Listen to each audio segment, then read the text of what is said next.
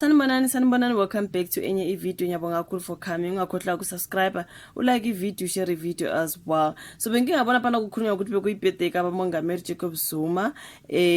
On that particular story bebekhuluma ukuthi kubonakale kunoMaNtuli phakathi kwamakhosikazi kaBaba Jacob Zuma, uMakhumalo noMangema ababehlanganyeleke nomndeni, izihlobo nabangane namalungu eMK Party ukugujwa ke usuku lukaNxamalala lokuzalwa. Ngengabona kupostiwe lapha na even ka MDN News about birthday kaBaba Jacob Zuma bafethu.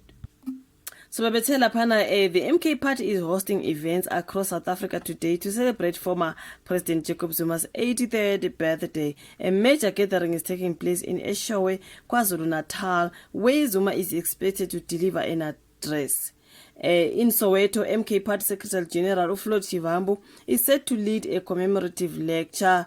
The party says the nationwide celebrations are not only to mark Zuma's birthday but also to honor his legacy as a struggle veteran and resist what it calls the systematic revisionism of his contributions to the country's liberation.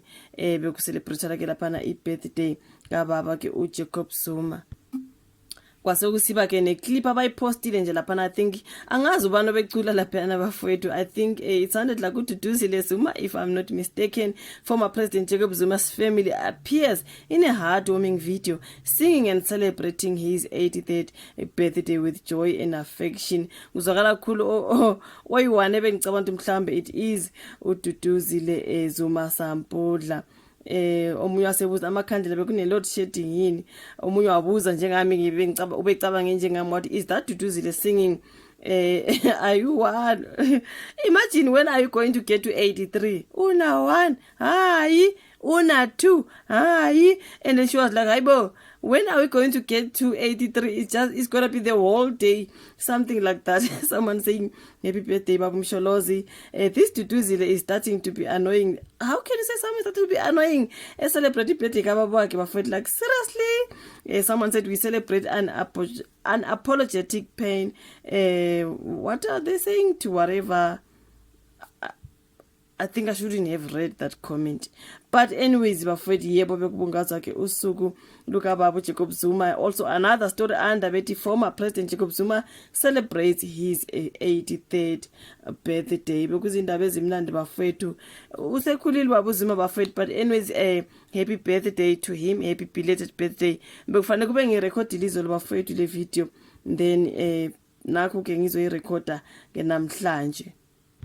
Babuye baqhubeke laphana ke bafowethu bebhalile kaSoleze bethi uhlanganise abahlukene ke okubungazwa kosuku lokuzalwa kukaJacob Zuma. Bakhuluma ke babeka isithombe sika Adade uNonkanyiso Khonco, but unkosikazi Nonkanyiso Khonco ubehambele umcimbi okubungaza ke usuku lokuzalwa kukamkhulu weMK Party Jacob Zuma.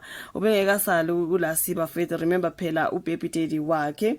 Kwase kuba nesinye isithombe laphana kuthiwa ke ulibungaze namakhosikazi akhe usuku lwakhe lokuzalwa umkhulu weMK Party. Basebebekwa bonke lapha nesithombeni besika nje ikhekhe eliluhlaza ele MK Party, you know what I mean. Ubungazeke namakhosikazi akhe usuku lwakhe lokuzalwa umkhulu weMK Party Jacob Zuma.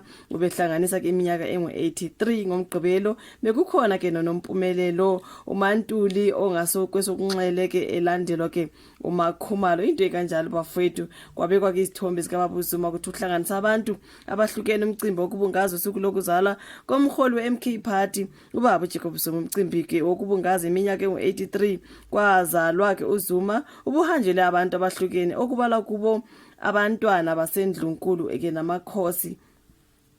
So okuqaphelekile kakhulu kulomcimbi obungomgqibelo ukubonakala kwenkosikazi kaZuma esibili, unkosikazi noMpumelelo Mantuli Zuma. Bese kunesikhathi esithi uMaNtuli agcina ukubonakala kusukela ke kwavela izinsolo zokuthi wazama ukudlisa uZuma. So I can ngeke uMaNtuli ke wahlatshwa ngemibuzo ngo-2015 abaphenyi boklebe ke njengoba ke ayesolwa ngokubopha itulo lokubulala uBaba Zuma. Wayalelwa ke ukuba aphume aphele emzini kaZuma. This is alleged, since I am reading from Isolezwe. Angifuni ukuthaza ukuthi uphilile uthe allegedly, okay. So icala ke labuye ke lahoqiswa ngenxa ke yokushoda ke kobufakazi baye ba-include lolo daba lukaMaNtuli laphayana esitorini. So namanye amakhosikazi kaZuma, unkosikazi Sizakele Makhumalo Zuma nonkosikazi Bongekile Mangema Zuma nawo abekhona. Kubonakala unkosikazi noNkanyiso Chonco onengane noBaba Zuma. So ekhuluma kulo mcimbi uZuma uchaze okwamenza wanquma-ke ukulwa nohulumeni obandlululo. uZuma uthe ngesikhathi ekhula wayexoxelwa ngokuhlukumezeka kwabantu abamnyama behlukunyezwa abantu abamhlophe. Uthe izaguga zazibaxoxela-ke ngempi Khandampondo eyayiholwa ke inkosi uBambatha kaManciza. So lokhu kwangenza ngabona ukuthi abantu abamnyama babehlupheke kanjani. So kulapho ngathatha khona isiqomo sokuthi nami ngiyokolwa nohulumeni obandlululo, ngazitshela ukuthi ke ngoba bafa ababe ngaphambi kwethu nami ngiyofa uma kufanele ngife, namanje ngisamile kulokho. So uZuma uthe ke wayenesifiso sokubona abantu abamnyama bethuthuka emva kokuphela kohulumeni obandlululo. Wathi emva kokubona ukuthi uhulumeni we-ANC usukhohliwe abantu abamnyama, wanquma ke ukuqala enye inhlangano ke okuyi-MK Party. uZuma uthe inhloso yale qembu ukuthuthukisa abantu abamnyama ibithe chithi asaka imicimbi yokubungaza usuku lukaZuma ebihlelwe-ke yi-MK Party. So le micimbi ebingomgqibelo yenzelwe ezindaweni ezahlukene okubala kuzo ezifundazweni iKwaZulu Natal, iGauteng, iMpumalanga nezinye. uZuma akazange abonakale kule minye imicimbi, kubonakala mhlawumbe laphana enomndeni wake namakhosikazi akhe. Konke kwaba kuhle kwaba njiya. Happy birthday to ubaba Jacob Zuma bafethu 83. He's actually 83. Happy belated birthday mkhulu. So yeah man, you guys, thank you so much ukubuka le video. Ungakhohlwa ukusubscribe, ulike, ushare ke bese sizoxoxa ka comment section. Siphinde sibonane kwenye ilandelayo. Bye.